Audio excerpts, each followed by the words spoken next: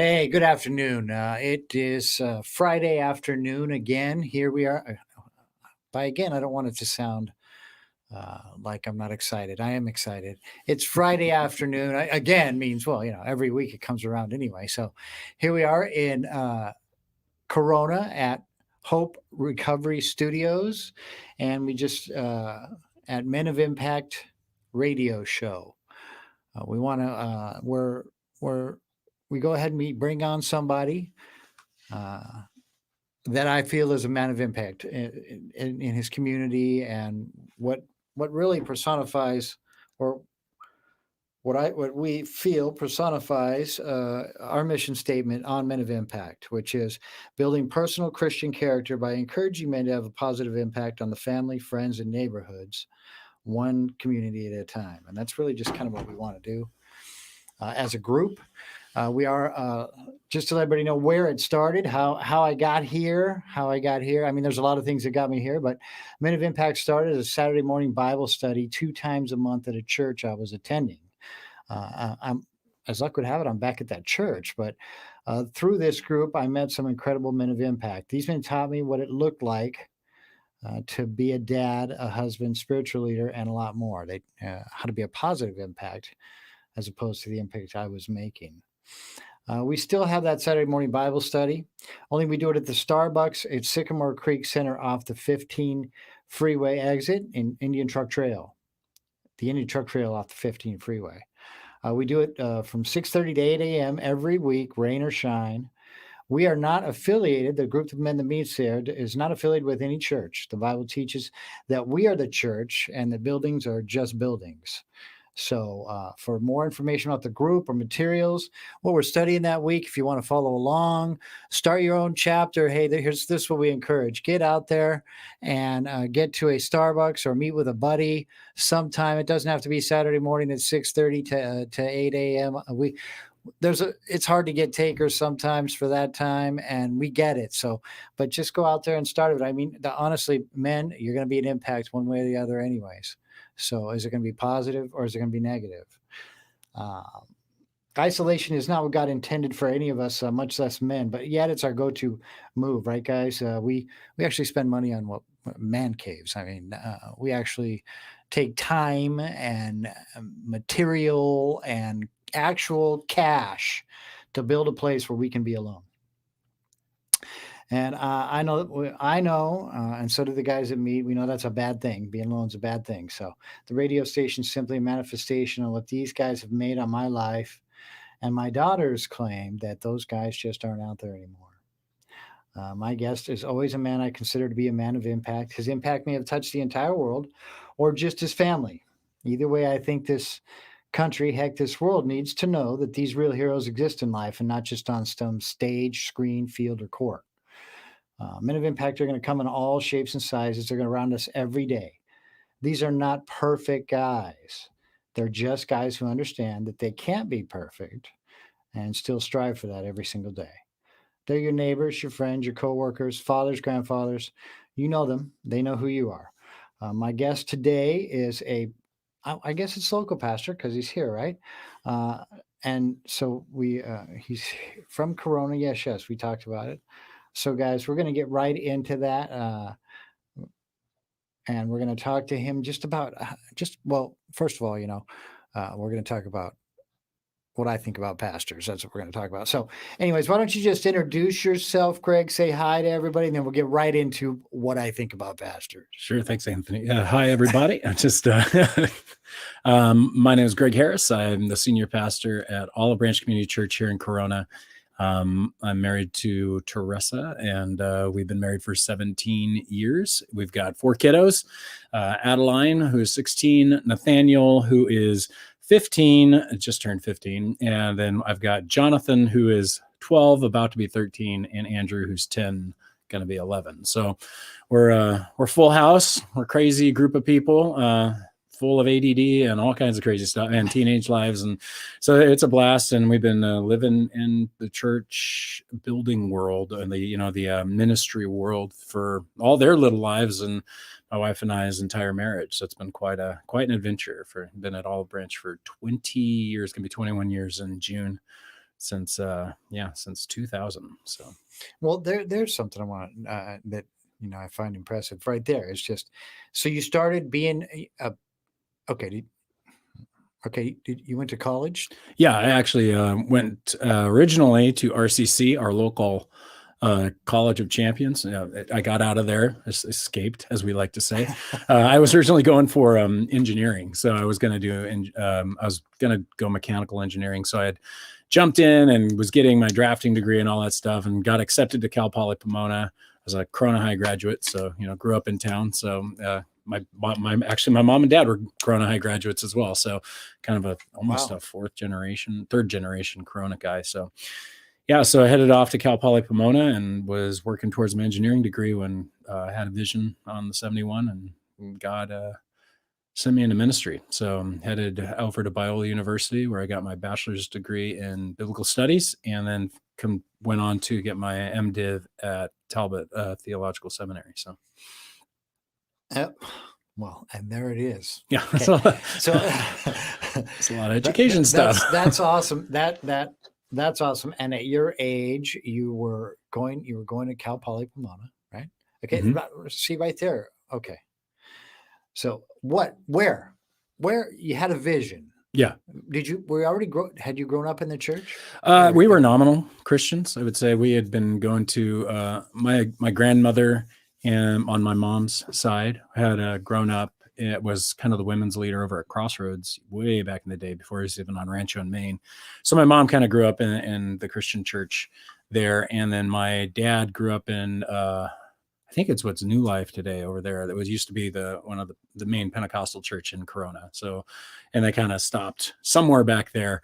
And, we went here and there, kind of cheesters, Christmas and Easter kind of Christians, and wound up, or CEOs, as some of them call them. Right. So, and then through some series of issues in our family, instead of pressing into the Lord, my family backed out. And so I really didn't go much between probably 4th, 5th grade, all the way till I was a senior, when I finally gave my life to Christ fully and completely.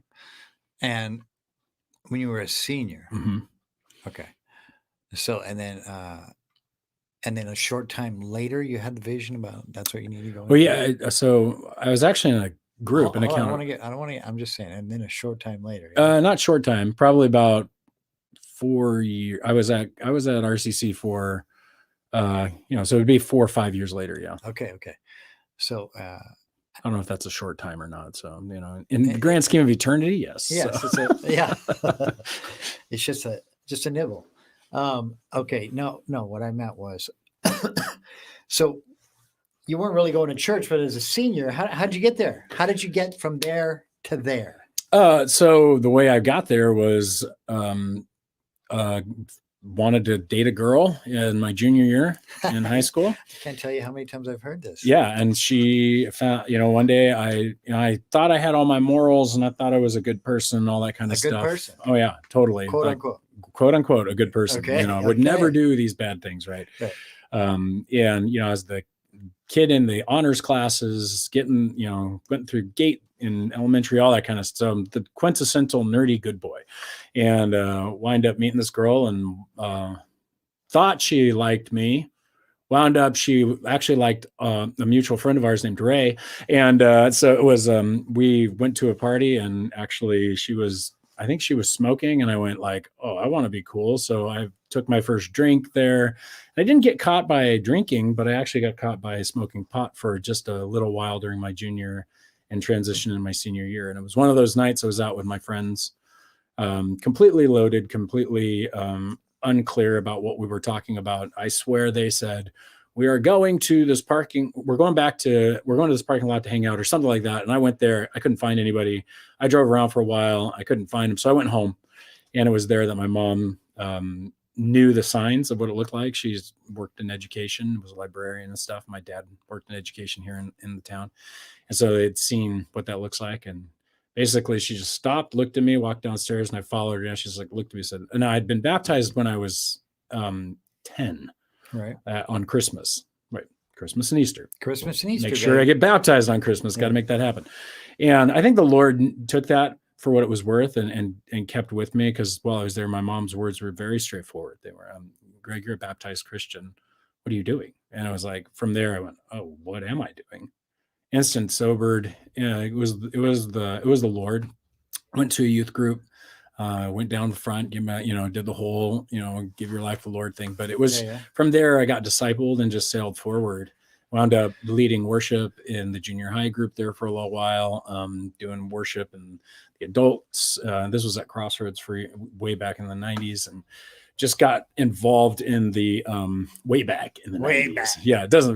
That's funny, but but it's just got really involved. So next thing I know, I had a group of 4 guys that I had pulled together, and we pretty much straight up looked at each other, and our whole thing was, hey, we are living in a cesspool.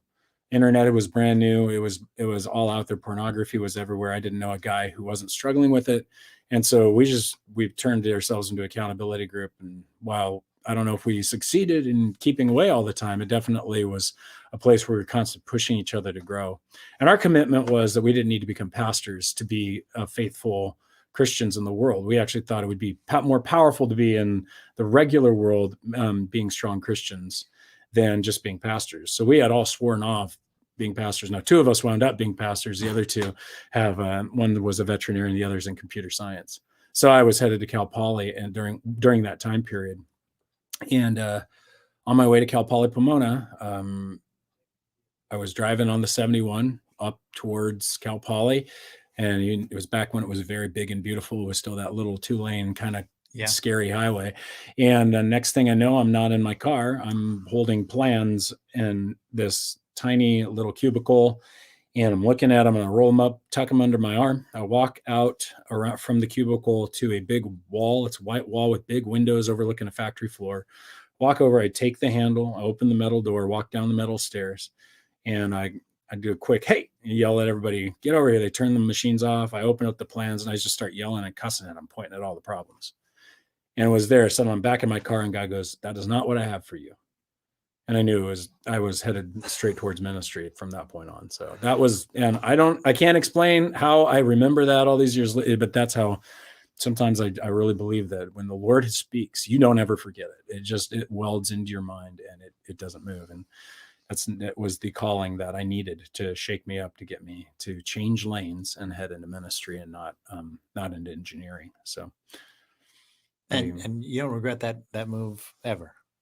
do I? Oh, I'm a pastor. Of course, I regret that move. Have you?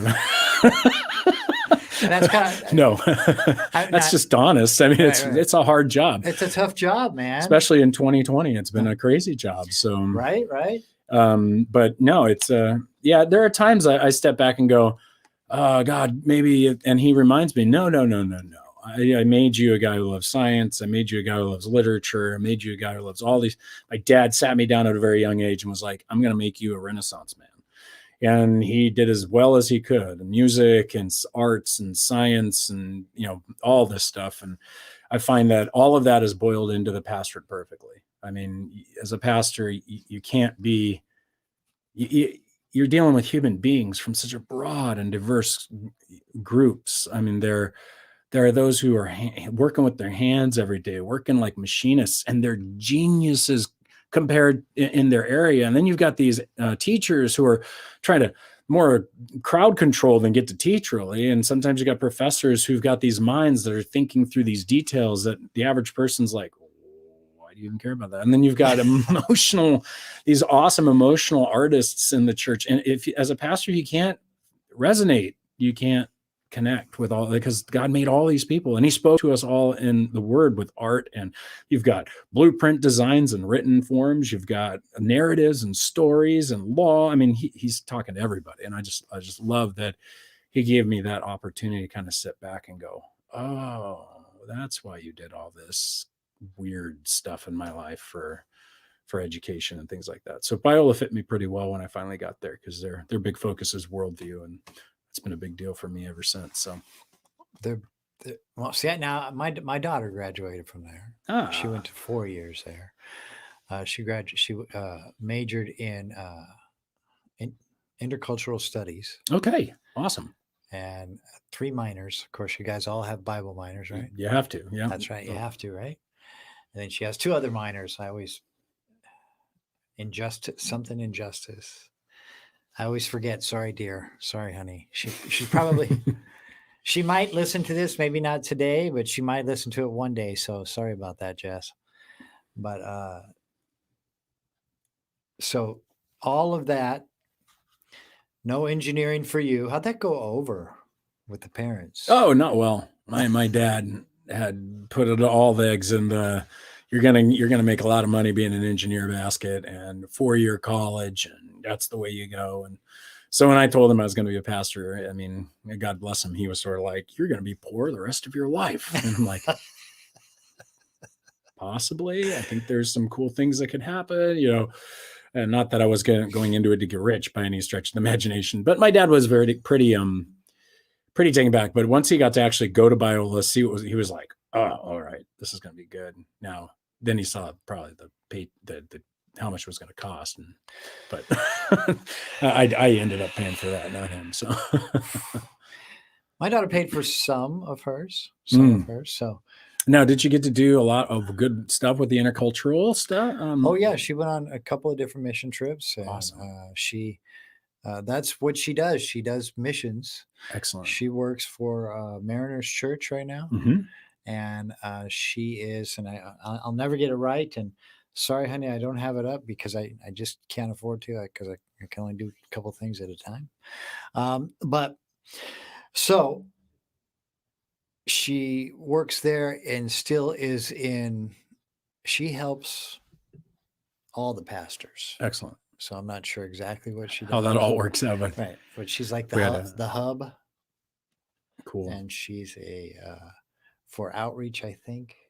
But I can't remember. We actually had a student from my youth ministry. She went, a bunch of them ended up going to Biola, obviously, when the youth pastor is talking about it all the time, that they have a tendency to go there. But she got to go, and one of the young ladies went into intercultural studies at Biola and graduated. And now currently, just recently got married in Indonesia. She's out there as a missionary, reaching a different religious group that we try to be careful how it gets out there. But she lived in our house for years. She's like a sister to me. And then we learned all kinds of great things in intercultural studies. It's actually influenced a lot of pastoring. Like Olive Branch for me is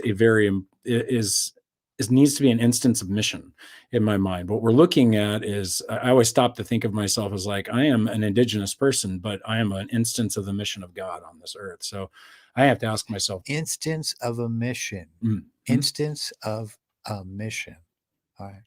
And what I mean by that is we're all on this mission that Jesus gave us. And our mission is to bring the gospel to people. Right. And so we need to understand our culture as well as we need to understand our Bible to bring those together. I mean, we're all enculturated at some level. And so there's a missionary mentality that every Christian should carry with them. Call it an ambassador, call it a missionary.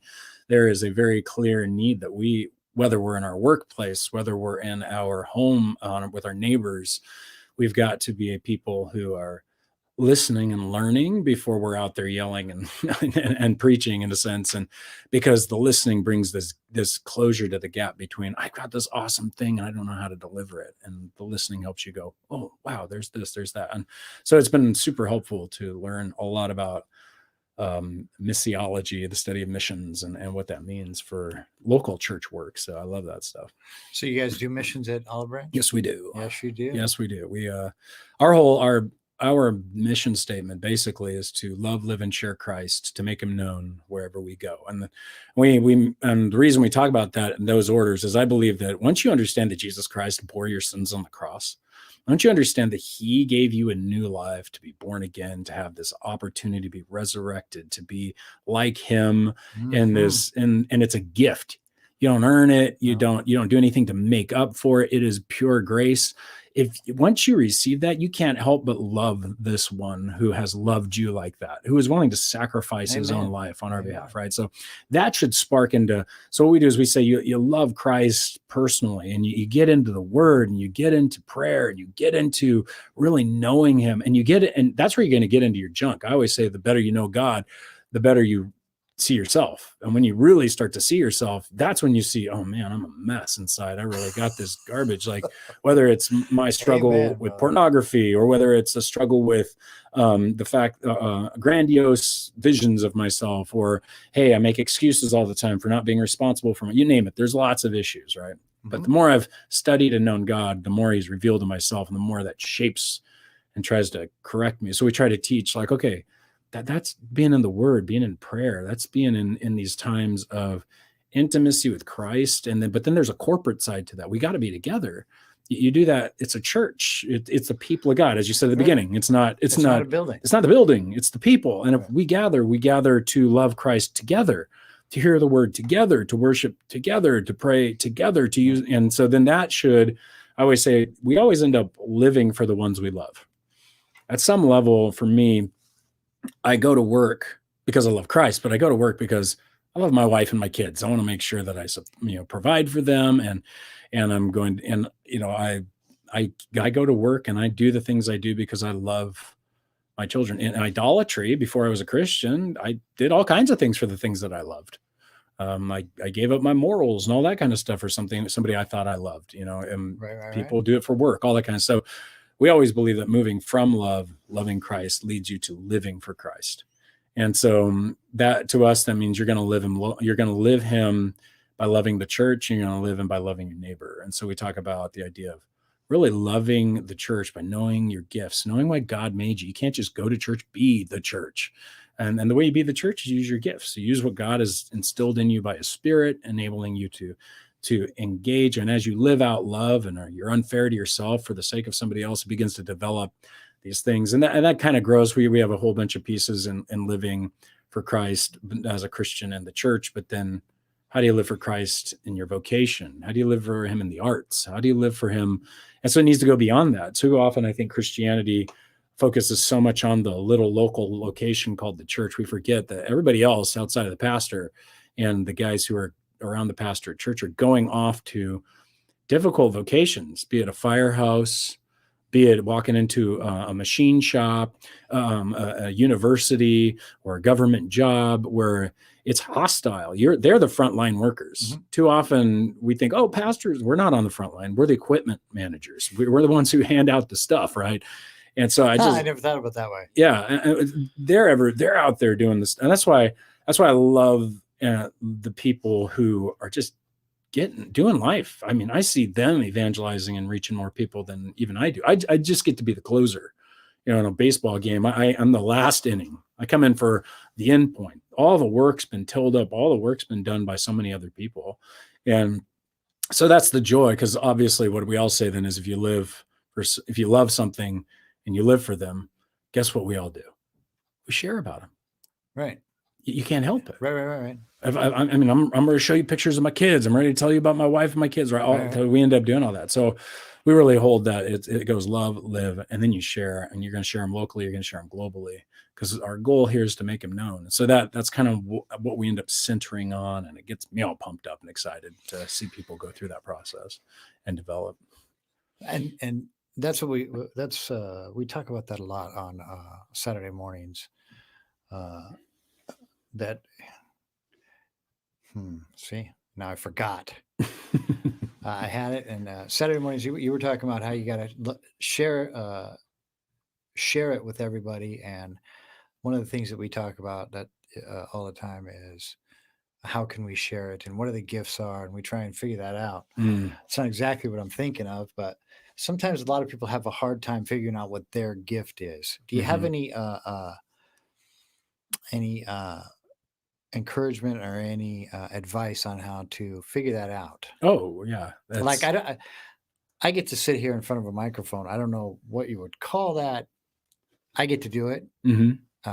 And I get to do it for Christ. Well, I would say that the differences between a gift and a doing, or like a job, something that you're doing here, is the heartbeat, right? So if you have a gift it seems like you have a gift for encouragement and mercy. So you see this as an opportunity to galvanize men, move them forward. That's exhortation. We would really, you want to see guys get moving. That's how what I picked up from your heart. So I would say I see a gift of exhortation there in you. And so it's different than teaching. That's different. So the way that we've been telling the church is start loving someone somewhere. Just start in the church amongst the people doing a ministry and ask people, what do you see? What do you see? And it's far more about what other people see, because it's the way we define a gift is it's what the Spirit does through you. It's what the Spirit does, but it's through you, beyond you, and for the church. Okay. And so when that happens, when that is encapsulated, you're going to see it. Other people are going to notice it. I've been told by other people what my gifts are at times because I didn't know the Spirit had the effect on them from my words. Okay. I wouldn't have known it. I thought I was just talking, but the Spirit was using the gift there.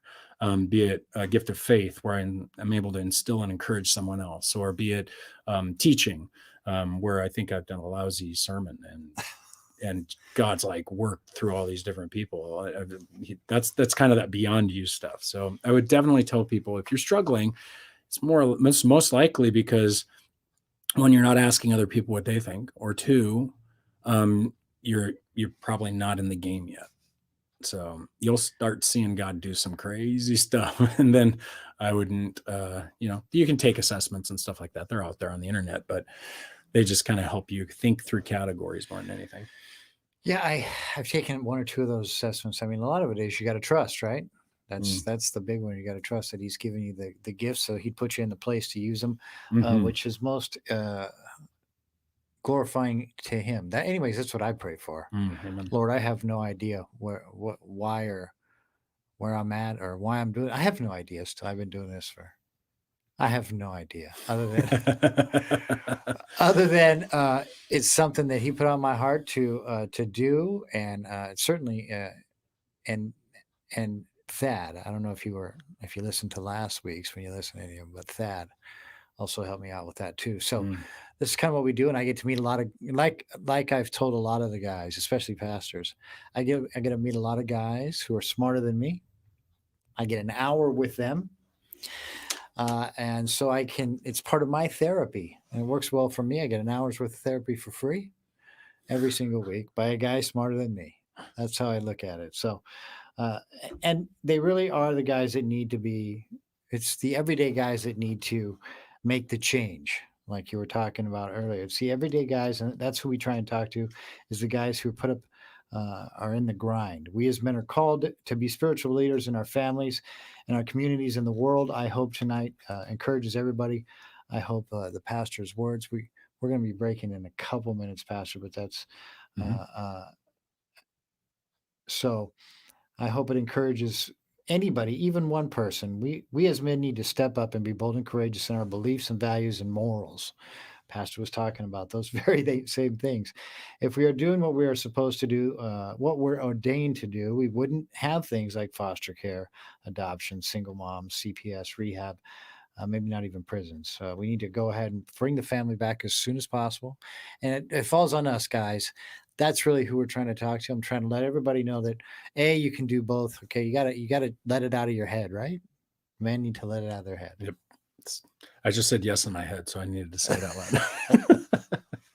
They need to let it out of their head. And if you're guys, don't put yourself on on a deserted island.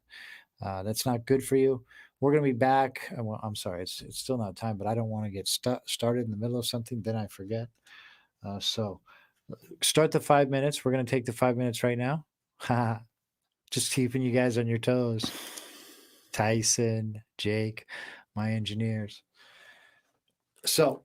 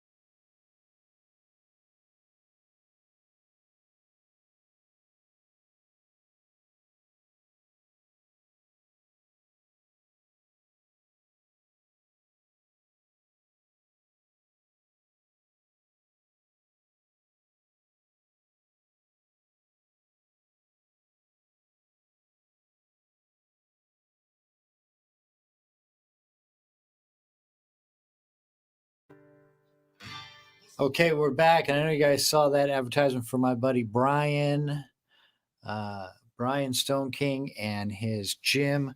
If you guys need to get in shape, learn how to eat, learn how to sleep, all of that, go ahead and give Brian a call. He'll help you out. Again, this my guest today is Greg Harris, and Greg, you are the pastor, executive pastor, or lead pastor? I'm the senior pastor. Senior pastor. We keep that old school stuff. Okay. Of Olive Branch in Corona. You're a Corona native, yes? Yes. So tell us, where they can find the church. Give them a website or a phone number. Sure. Olive Branch, you can find it at obcc.church. So it's obcc.church. We are on the corner of Temescal Canyon and El Cerrito. So, which otherwise is known as Foothill, but you turn left. So we're kind of caught on the other side of the freeway. If you know where the big El Cerrito Sports Complex is, just keep going towards the hill. You pass the school, and there we are on the corner. So, and it's been there for how long? We've been at that location for 20 years. Yeah.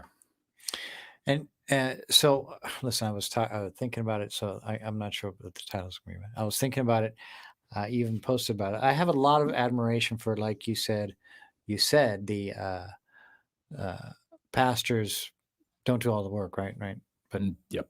And for the kingdom, yes, right. And that's what we talk about a lot on Saturdays. Is that, if all you're doing, fellas, if all you're doing, guys, is going to church 1 hour a week, or even if you go to one of those churches that go 1.5 hours a week, right? Because in America, that's about it, right? It's not it. Here's what you've done. You went to God's house for 1.5 hours. So prior to being there, and after you've left, you walk out into the enemy's world. That's what we talk about a lot on.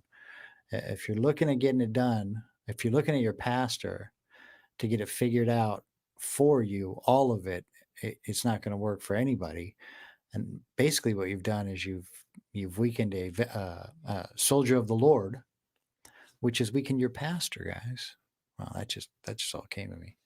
But which kind of weakens your pastor, because he needs you guys out there spiritually in the spiritual warfare realm as well. It's still a thankless job, and not thankless, I guess. But I know it can feel that way sometimes, bro. And then you're a dad too. Oh yeah. and then you're a husband. I'm sorry, not even in that order. You're a husband, and then you're a dad. Yep. And then part of it is making them understand that, yeah, you love God first.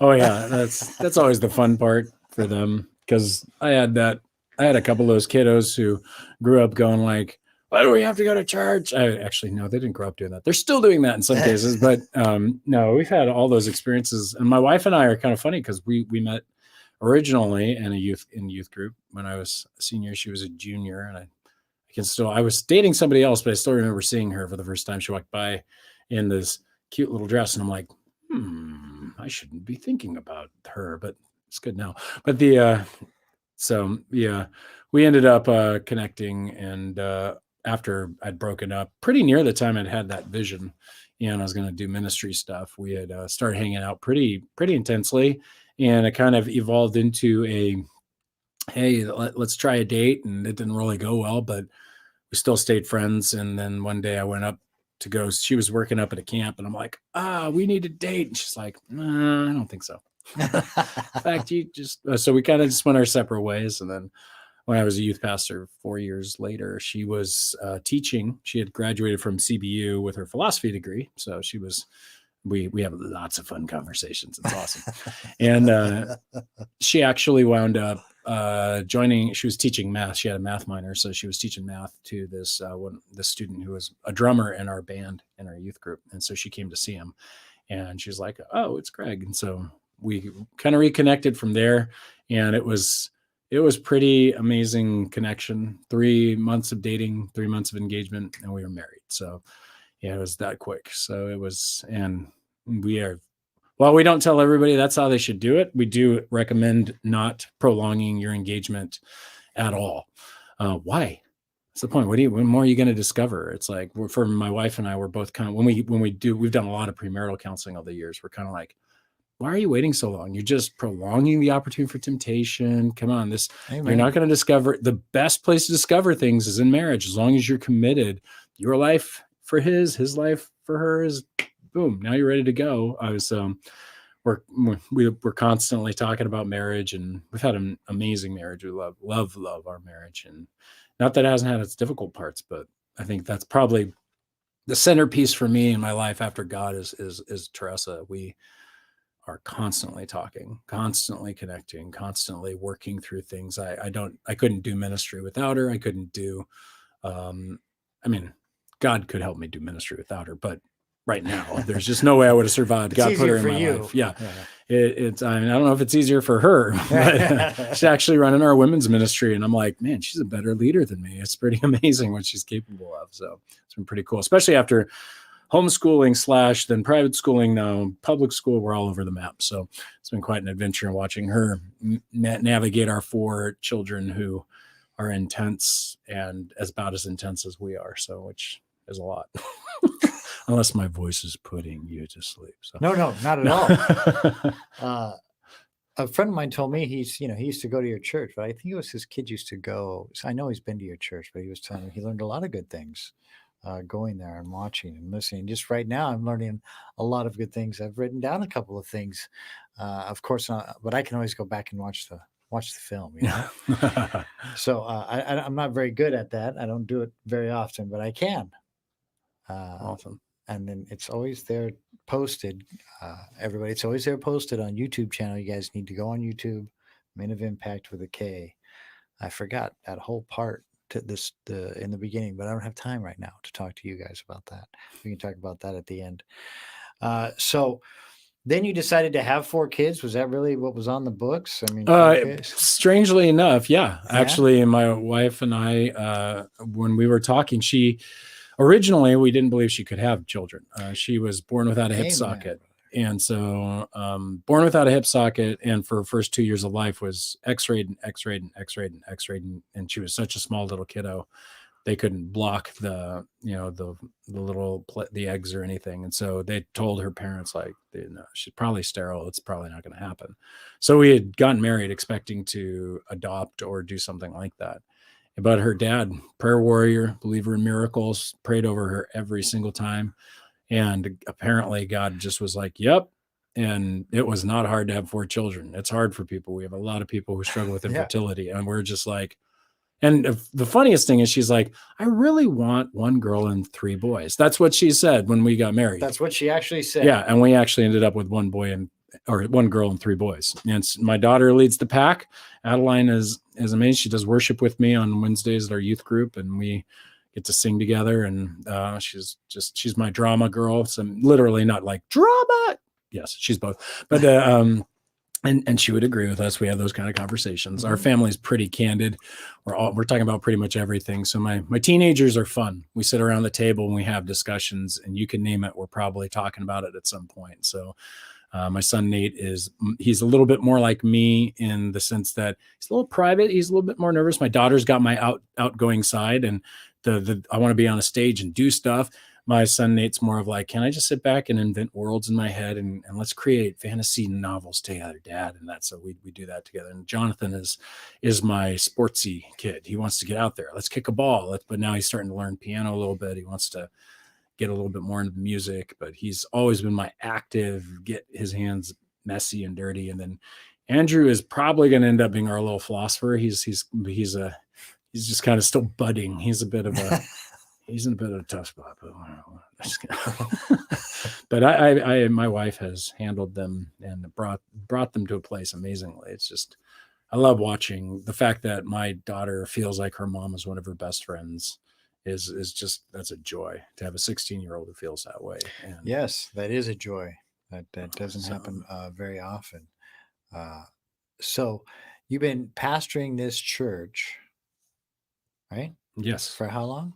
20 years. The lead pastor for 20. No, pastoring for 15. So 15. I was youth for 6. So youth for 6. So you were how old when you started pastoring the church? I was 22. when I was 22 or 27, 27. 28. It was right in that zone when I turned 28. So we'll go there. We'll go 28. And I always think to myself, well, I mean, how do I mean, I have a daughter who's that kind of, but I always think to well, actually, I have two daughters who are that kind of laser focused. But it's always amazing to me that that to stay that focused on something, especially when you're a new pastor, you're a new husband, fairly new, right? How old were you when you got married? We were 25. So yeah, a couple years, 3 years. Years. Yeah.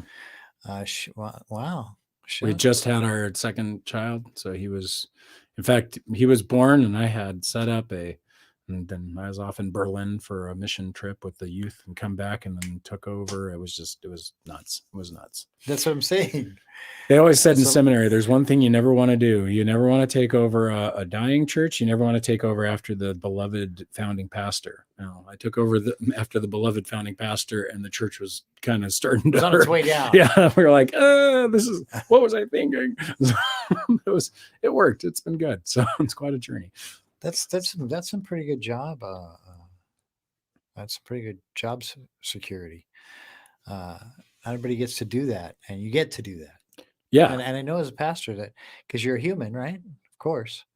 It's tough sometimes to think, because that's what I think about. I think, gosh, they're writing a sermon for days, right? Oh, yeah. I mean, I recorded my Easter sermon yesterday, and I got to preach a different one this weekend. So, yeah, you're constantly writing constantly writing messages, answering the phone. Try not to do that. There's boundaries, right? Yes, there are lots of boundaries, and the larger it gets, the more boundaries you have to put up. So, because otherwise your family gets eaten alive. They're the first one that will vanish, and it's hard to let people know that. But a lot of people want the senior pastor to be the central shepherd, and it's like, no, our job is to provide you with everyone that can give you what you need, be it your small group, your men's group, be it your a pastor who's way better and more compassionate than I am, or somebody who's actually got some knowledge in this area. May not even be a pastor, but they're wise. You should talk to them more. And what's hard is, I like how Larry Osborne put it. He's like, look, I'm the pastor, but I'm not the veterinarian.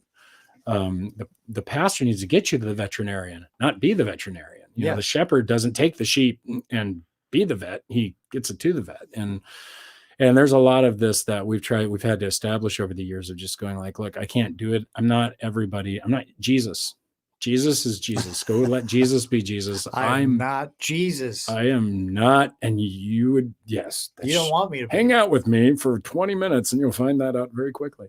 So it's been a lot of boundaries. You have to draw boundaries, and it hurts people. It's hurt some people, and I hate it. I don't like it, but my children are better off and my marriage is better off because there are boundaries. Now, those boundaries were not always there. There were times where I was giving way too much at the church, and my wife was falling apart at home, and I'm out trying to, build this thing for Jesus. That just doesn't always compute well.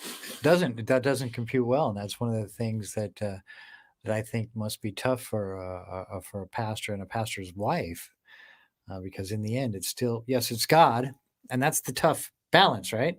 But God's first. You can't be pulling that out every time either. We say there are seasons where I got to be at work longer, and there are seasons where, I mean, it's in there in the description of elders. If your children are not walking with the Lord, if you're not managing your household well, what are you doing leading a church? Mm-hmm. And to me, it's like that tells you your first priority is family. You've got to make sure that's well, because otherwise you're undermining whatever's going on. That's what the Bible says, right? Absolutely. Yeah, it's right there in 1 Timothy chapter, I believe it's 3, Titus chapter 1. That we're going to hold pastors up to a higher standard. Yeah. Don't everybody be a teacher, because you're going to end up being double judged. Yeah. That's James. Thanks, James. Yeah. Thanks. That's James. Okay. I don't know where they're at, but I know it was said. You know what I mean? Yep. I mean, I read my Bible, so I'm not going to be able to quote you. That's another reason why I like pastors to come on the show. I get some of my questions answered.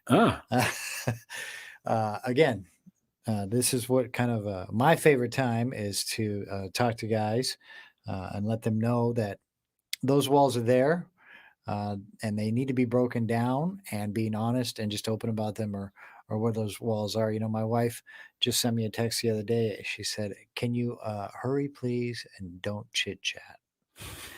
And I said, "Honey, we don't chit chat, or I don't chit chat." She said, "Honey, there are some people who can talk, and you're one of those people." So I don't know what that means, but I guess maybe that's why God put me in front of a microphone. Again, I don't, like I was telling you, I don't know why, but He put me here to talk to guys like this, though. That's why, because guys like this are who's helped me out. If it wasn't for my guys, my men of impact, I wouldn't be here today. I wouldn't be getting to meet such a great guy with such a great attitude. That he lives right here in Corona. So we're always talking about what we can do here in Corona for the community, like the website says, as a group of men. So that's one thing we wanted to let you know. If there's anything we can do as a group of men, if you have anybody that needs work done around their house, uh, elderly, single, we're trying to get the word out. Okay, we as Men of Impact, and Men of Impact, like I said, are from lots of different churches. Mhm. So we want to get the word out, which is the only reason why I say start your own Men of Impact group, which is just two men deciding they're going to make a positive impact, sitting down at a Starbucks or anything like that. I'll tell you what, we start at Starbucks. They won't let me do it indoors. The group's like, why? No, we need everybody here, especially in this fallen world, to see that we're a bunch of men reading the Bible and what that might mean. Really? Yeah. So that's why I like to talk to guys that I know are out there grinding, doing what they can do, and it's impressive, man. That's impressive, going to college, being a lead pastor at 27, and not screwing that up so far. Well, so yeah, so far. God willing, that God will not willing. happen. Please, Lord. How about God willing? God was willing that you didn't screw it up so far. Yes. And may He be willing that I would not screw it up any further. Yes. So. Yes. Yeah, no, that's because that's quite an undertaking. I mean, you said you had 800 people around there, yeah. And you are their shepherd. One of them. Yeah, no pressure. Just I'm one of them. You're one of them. Yes, good job. I like it. And I like that a lot. I like that idea a lot. We were talking about that last Saturday. I think we were reading in the Bible, Isaiah, couldn't tell you where, Isaiah 31 or 32, where they talked about, Isaiah was talking, he said that you are the rock and I am in your shade, right? Oh, you got to be kidding me. You are the rock and I am in your shade. And we decided, and one of the guys shared that we were his shade that day. So sometimes sometimes we're the shade. Sometimes we got to be the shade. Sometimes we need the shade. And that's kind of what we want. We talk about with Men of Impact is just being men, starting your own group, getting to Bible study, read your Bible. But reading your Bible is important. I think getting together, sharing. Oh yeah, iron sharpening iron. Iron sharpens iron, right there, right? And then allowing it to push you to action instead of just knowledge, right? Like just let's live this thing out. Right, let's live this thing out. Like Paul didn't write this for his own, just like, hey, look, I wrote a book, and it's going to be the most published thing on the planet. No, he wants us to act. He wants us to get out there with that message. Yeah, that's what I'm doing. As I imitate me as I imitate Christ. Go. So, absolutely, it's Men of Impact. Love it. Men of Impact. We got to get out there. Like I said, some men that got to do it because we're the ordained leaders, right, of the family. God has given us the leadership position, absolutely, and we do it with humility, and we do it with the strength He has given us. Like if we're doing it on our strength, that's just gonna be a mess. But there's a whole other conversation. It's gonna be a mess. I can tell you about a mess. I mean, I made a mess of my life for a long time. It's just a mess without God. But so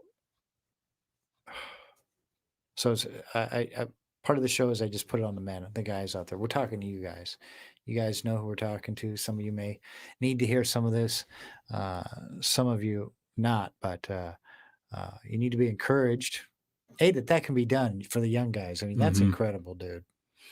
Getting it all done by 27, and Uh, not all done, but I think that's the biggest thing, is to remember that uh, to take the step that the Lord puts in front of you when it's there. Too many years, I feel like I got stalled out because of just honestly fighting demons in your own head, dealing with your own problems, be it stress, be it life, be it kids. There's enough to swallow you, along with the spiritual realm that battles about us. But just to go, maybe some people are just out there in 2020, just suck their life away. I've met a bunch of men who've done that, and they just sat at home, and God's saying, do something, do something. I think, best step is go meet other guys. I think that's a great option. Sit down, just confess that, say it out loud, remind people that, hey, I just let it go, and begin to have some holy imagination again, like about what God may have you here for. I mean, Ephesians says that he's put out good works for you to do, that you would walk in them. They're there. It's there. That's why he saved you. Then you get crazy, amazing verses of the fact that he made from all of humanity from one man, all of humanity, that they would have their dwelling places and their time periods. And that means you're here on purpose when God has you here. they had their dwelling places and time periods. Yeah, he says, and this idea is that God knew when he had needed who to be here. We may be looking at our world around us going, "There's a mess. Why do I have to be here now?" Because you're made for now. Amen, brother. You're made for now. So don't sit around and let other people live life and watch them live life on television or something else. Go engage what God has got you to do. Use that gift, and as you love Him and gather with men, let Him challenge you. I totally believe in what you're talking about, because we've got to move. We got to move. We got to move. And we've got to get on that mission. And that's the beauty of it. That's the mission. And like you said, take action, not because you can freeze. And somebody, I think it's probably a pastor, I heard him say that worry will stop you from action. Mm. Concern will put you into action. So Mm. I have a great concern for what's going on out there, what we're teaching our young boys to do, what's right, what's wrong. And that's right. And ladies, I get it, but there's tons of ladies shows out there. I'm talking to the guys. You need to make a positive impact, whoever you are. And that doesn't mean just you dads. That means you sons, Mm-hmm. right? That means you grandfathers. Absolutely. Life doesn't end Right. when the kids moved out or you got into retirement. I can't tell you how many men are like, well, I'm done. I'm like, done with what? It just started. You're one step closer to eternal youth. Why don't you start living like you're young again? We're children in the grand scheme of things. That's how we are. Everybody's God's children. Don't forget that, guys. Don't forget. Everybody's God's children. Some of them are lost and some of them aren't, but they're still God's children. The difference between them being God's children and just being children who are lost is whether or not you're going to share. Right. Right? A lot engaged. of times, right? Get engaged. That's it. I mean, somebody took the risk with us. So right. There's no plan B. He didn't say, listen, I need a couple of you to be pastors and go out there and preach the word. And if you guys don't do it, I'll just use an angelic mop-up job. Just send, why didn't you do that? Because he wants all of us to engage. All of us to engage. Community, right? Absolutely. And so that's what we do as with Men of Impact. We try and engage. So any shouts out you want to give, Greg? Say any shout outs? Because we're going to wrap it up here in a couple Sure. of minutes. Just say hi to Ray, who connected us and gave us that opportunity. Appreciate him and all the years. Awesome to see him walking with the Lord, and it's been really cool. And obviously, a shout out to my family and to Olive Branch. Love my church. Love the people there. They're amazing and incredible people. And I think that'll cover it for me. Or Jeremy Mercer, what's happening, dude? That's always fun too. So. It's always fun. And Greg, I just wanted to thank you for coming on the show. I appreciate it very much. Like I said, I love to have pastors come on. And I am not afraid of bringing them on again because, so don't, all I'm saying is don't be surprised if I ask for lots of reasons. There's lots we can talk about as men. There's lots of men that need to hear certain things. Maybe next time we talk about a specific thing. I don't know. Sure. But there's lots of things that men need to understand. They need to break down the walls, be vulnerable with them, but be vulnerable with their thoughts, because thoughts can really mess a brother up. So listen, any questions you have, any information you want about Saturday morning Bible studies, how to start your own, how to come to ours, menofimpact@gmail.com. Impact with a K. It's menofimpact@gmail.com. We have a website. It's menofimpact.com. Again, impact with a K. And we have Facebook, Impact with a K, and Instagram, Impact with a K. And guys, I need you to subscribe to the YouTube channel and like and comment. Like and comment. I don't care. It's going to pop up at 3:30 on Friday. Now you got to hit that bell, right? You got to That's have right. that bing, so Right? it tells you when the new thing comes up, right? Here's the deal. It's going to pop up on Fridays at 3:30. You guys, hello, you can help a brother out. Subscribe. Watch it for 15 seconds, I think, is what they start giving you credit on. And I prefer you watch the whole thing, right? I'm going to start doing little 10-minute things. But right now, I prefer you watch the whole thing because you're going to get something out of each segment, right? If you didn't think listen, if you couldn't get something out of today's show, then we need to talk to your doctor about getting a hearing aid or something. I'm not sure what's really going on. But thanks again, Greg, and thanks Tyler, Tyson, and Jake. Tyson and Jake. I don't know what is those T names. Have a great week. Remember, I love you, but Jesus loves you more.